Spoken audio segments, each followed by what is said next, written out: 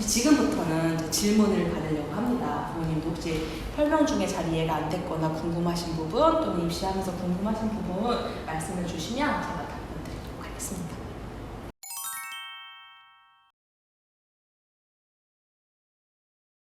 무조건 합격이라는 이름이 들어가면 그 친구는 그냥 끝난 거예요. 그러니까 보통 그런 질문도 해요. 친구들이 추가 합격, 나 추가 합격했는데 전화 안 받으면 떨어진 거 아니냐라는 얘기도 하는데 일단 합격자 이름에 명단이 들어가면 그 친구는 정시를 볼 수가 없습니다. 그래서 하향을 안 하는 거예요, 수시는. 그러니까 다 붙은 데서는 선택이 가능한데 정시라고 생각했을 때에는 수시 붙으면 끝난 거예요. 정시는 더 이상 볼 수는 없어요.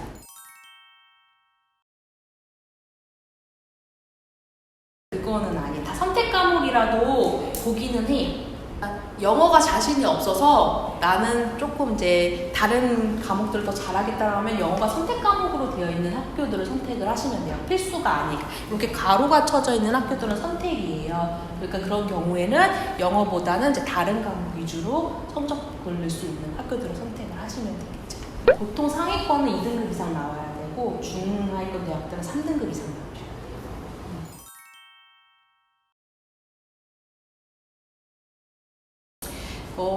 물론 이제 2학기까지 한 번 더 지켜보는 기는 해봐야 되겠지만 제가 여러 해 보는 사실 수시에 좀 더 힘을 싣고 그 다음에 정시는 수시 결과를 보고 생각을 하셔야 될 것 같아요. 그러니까 수시 때 막 전문대까지 다 쓰라는 얘기가 아니라 조금 4년제 대학들 중에서 상위권 학교들 중에서 실기 비중이 좀 높은 학교들 위주로 한 3군데에서 4군데 정도 쓴다 생각하고 그러니까 수시에 좀 더 힘을 실어서 하고 죄송한 말씀이지만 상위권을 노리기에는 이미 시간이 너무 많이 지났기 때문에 이 친구가 할 수 있는 성적권대에서 제가 봤을 때 수시로 접근을 했을 때 훨씬 더 높은 학교를 쓸 수 있는 확률이 높기 때문에 이런 경우에는 수시에 좀 더 힘을 많이 싣고 2학기 때 성적 보고 최종적으로 제가 반 선택은 하겠지만 수시 위주로 좀 하는 그러니까 1학년 때 비중이 몇 프로 나눠져 있는 건 공부대학은 그렇게 해요. 그런데 미대는 그냥 통합이에요. 1, 2, 3학년 똑같이 평균입니다. 꾸준히 관리를 계속 똑같이 했었어야 되는 거죠.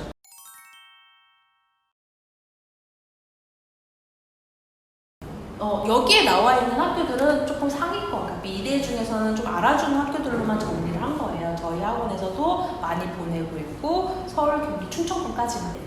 이 안에서만 학교를 선택하셔도 충분히 우리 친구들은 잘 준비한 거라고 보시면 좋을 것 같아요.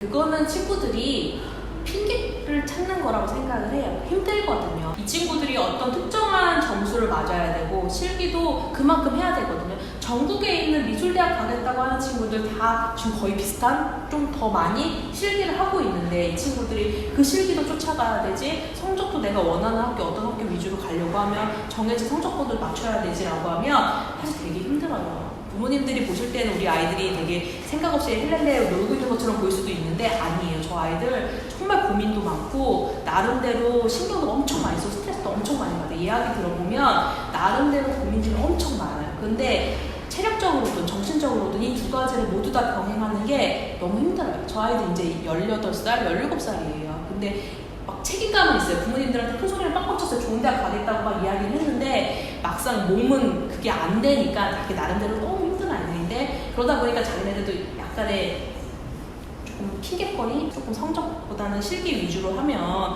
좀 더 학교 가는 게 쉽지 않을까? 왜냐면 실기는 재밌거든요. 오랜 시간 투자하고 하루 종일 여기서 그림을 그리라고 해도 별로 힘든지 모르겠거든요. 그런데 집에서 그만큼 시간 똑같이 국영수를 하라고 하면 그건 너무 힘든 일이거든요.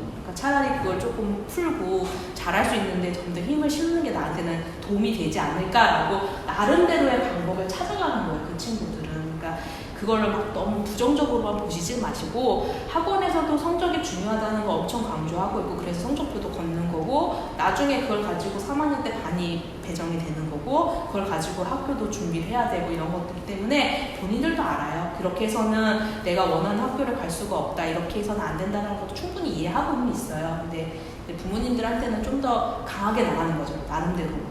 그렇게 생각하시면 좋을 것 같아요. 저희가 이제 아이들하고 상담도 많이 하는 편이고 학생들이 조금이라도 이상 징후가 보인다라고 하면 바로바로 상담 상담이나 이런 걸 통해서 또 부모님들한테 안내를 통해서 같이 준비를 잘 할 수 있게끔 하고 있기 때문에 저희가 이제 그런 상황이 안 나오게끔 잘 이끌어가야죠. 근데 아이들이 가장 많이 흔들릴 때는 이제 수능을 앞두고, 그래도 이제 수시 준비하는 아이들까지는 열심히 해요. 이제 흔들릴 때가 수능을 앞두고, 그때 이제 수시 발표 하나도 안 나오고 수능은 봐야 되겠고 막 이렇게 하면 그때 가면 이제 아이들이 많이 힘들어하죠. 그때도 잘 슬기롭게 넘길 수 있도록 잘 준비를 시켜야 되는 게 낫죠.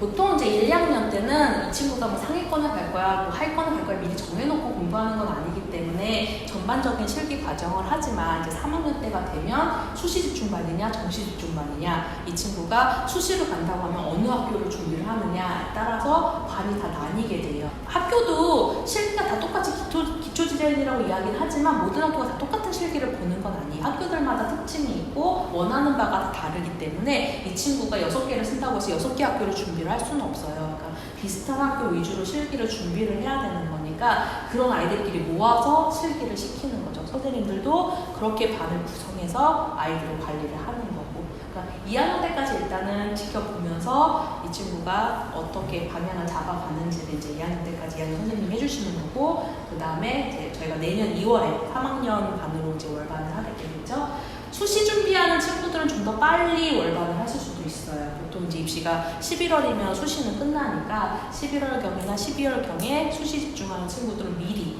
수시 이제 실기 집중반으로 이동하는 친구들도 있을 수 있습니다. 그래서 여기 아이들도 상담을 통해서 나는 이제 수시 위주로 하겠다라고 하면 수시반으로 편성되기도 하고, 아니면 이제 2월달에 편성을 받아서 이제 이동을 하는 거죠.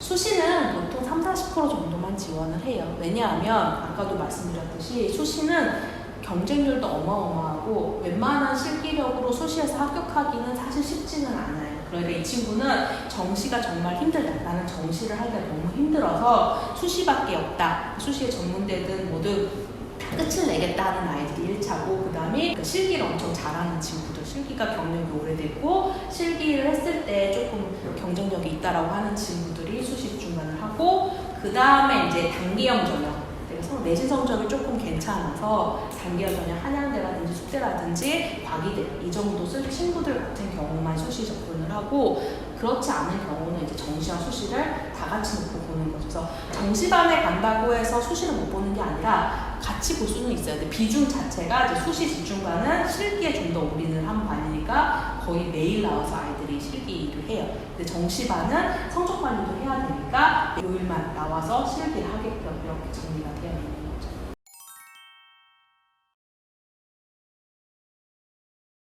예전에는 많았었는데 지금은 없고, 이제 국민대 특기자 전형이 있거나 아니면은 이제 홍대 미술활동 보고서 쓸 때 실기대회 이런 내용들을 쓰기는 해요. 근데 그 외에는 사실 수상 실적을 가지고 뭔가 할 수 있는 건 없어요. 우리 아이들이 시험을 앞두고 실기를 경험해볼 수가 없잖아요. 그러면 테스트를 해보는 거죠. 그러니까 현장감도 익히고 긴장감도 좀 익히고, 우리 아이들만 보는 게 아니라 또 다른 아이들 똑같은 주제를 놓고 어떻게 생각하나 보면 생각도 넓어지고, 그런 것 때문에 이제 열심히 실기대회 나가게끔 하죠. 근데 예전에는 나가고 싶으면 진짜 많이 나갔었거든요. 근데 지금은 인원수 제한도 되게 많고 지금은 조금 축소가 된 감이 없지 않아 있는데, 아이들이 그래도 5월달, 6월달, 7월달에는 많이 나가는 편이죠. 한 달에 2-3개는 나가는 것 같아요.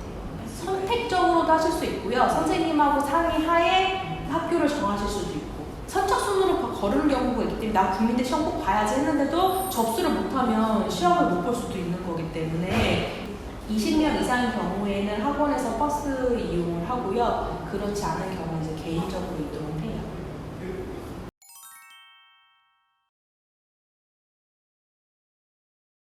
네, 특별한 혜택이 따로 있는 건 아니고, 이제 그런 학교를 가는 이유 중에 가장 큰 이유는 학생부 종합전형 때문에 가죠. 보통 대부분은 서류가 일반 학교보다는 좀 더 많이 준비할 수 있지 않을까. 그러니까 예고랑 일반 학교의 중간이잖아요. 그러니까 기본적으로 이 친구가 미술활동을 좀 더 많이 하지 않을까 해서 가는데, 실질적으로 학생부 종합전형 쓰지 않으면 그게 필요가 없잖아요. 내신 성적이랑 실기 성적만 있으면 이제 보통 대학을 가는 거니까 크게 메리트가 있지는 않아요.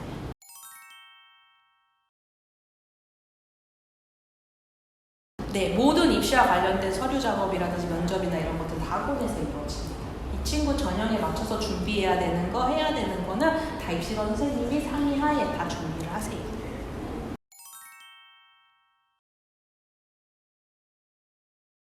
거의 디자인 대학 준비하는 아이들 80~90%는 일반계 고등학교 아이들이고요.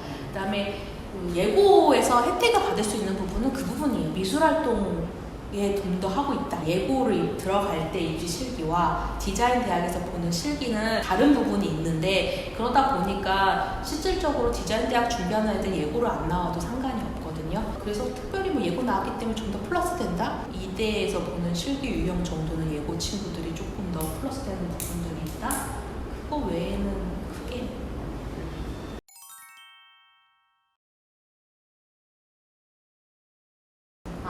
시각 디자인은 눈에 보이는 것들을 다 이야기를 해요. 그걸 지면을 통해서든 영상을 통해서든 보여지는 것들을 만들어내는 거. 그러니까 뭐 책을 편집할 수도 있고 컴퓨터 화면상으로 그래픽 디자인을 할 수도 있는 거고, 글자를 디자인하고 일러스트를 그리고 이런 것들이 다 시각 디자인에 속하는 거고, 산업 디자인은 제품화시키는 거예요. 공장을 통해서 대량으로 만들어낼 수도 있고 개인적으로 만들어낼 수도 있겠지만 제품화시키는 거는 산업 디자인이에요. 네, 화장품 패키지를 만든다든지 조명을 디자인한다든지 이런 것들은 산업 디자인.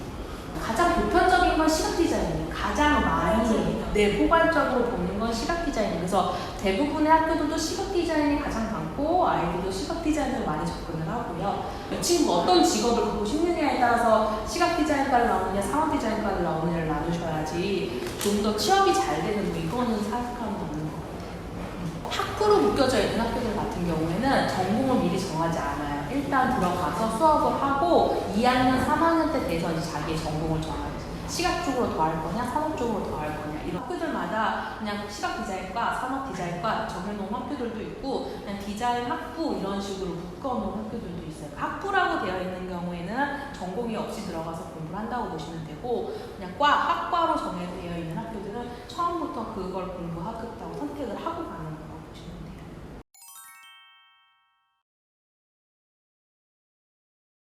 첫 번째, 나는 대학이 중요하다. 과가 상관없다. 대학 이름이 무조건 중요하다. 그 선택을 할 거냐. 두 번째, 내가 졸업하고 어떤 일을 하게 난 이미 정해져 있기 때문에 무조건 과 위주로 갈 거냐에 따라서 이제 달라지게 되겠죠. 우리 친구가 보통은 디자인과라고 하면 제일 많은 게 시각 디자인이에요. 그래서 학교들도 시각 산업들을 제일 많이 분포되어 있기는 하죠. 그러니까 뭘 할지 몰라. 나는 나중에 뭘 하고 싶지는 아직 정하지 못했는데 그림과 관련된 일을 할 거야 라고 하는 친구도 그냥 시각이든 산업이든 선택해서 가겠죠. 근데 뭐 패션 디자인 이런 거 조금 특정화되어 있는 거잖아요. 이런 경우에는 꼭 과를 보고 가야 되는 상황인 거잖아요.